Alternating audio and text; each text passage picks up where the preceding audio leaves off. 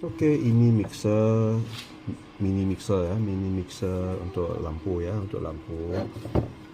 Okey, built-in bateri, guna type C untuk cas. Okey, dalam buku manual dia kata dapat pakai 6 jam ya. Ini Swiss dan ni output lah.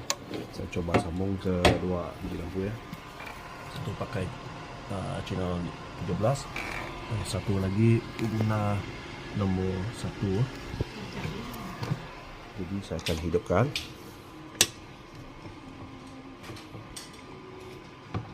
Ya, ikut yang terakhir ya, ni padam. Okey, sebagai contoh.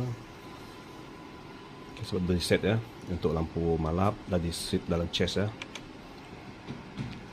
Okey, yang satu lagi terang.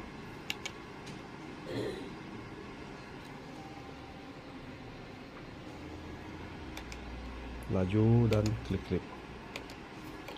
Okey, padam, tekan balik. Kalau manual, okey, untuk ni nombor 1 ya. Okey, angkat.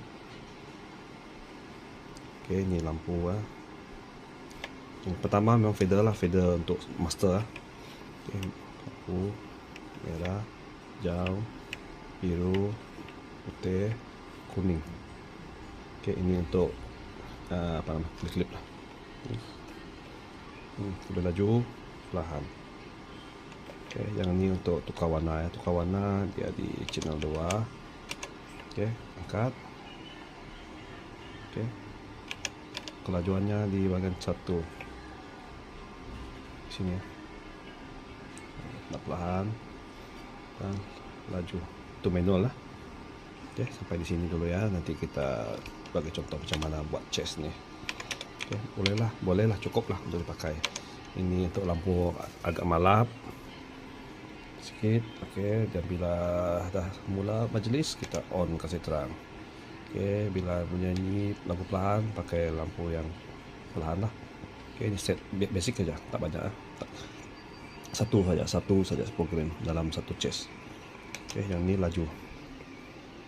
Okey, bila perlu main strobe, okey, kita tekan dan ganti balik. Strobe, ganti balik. Strobe, ganti balik. Okey. Jadi kalau manual lah untuk yang ini, sebab dia pakai channel 17, okey, dia di bahagian nomor 3 channel. Okey, kita okey. Okey, ini saja model JW40, banyak di Shopee ni.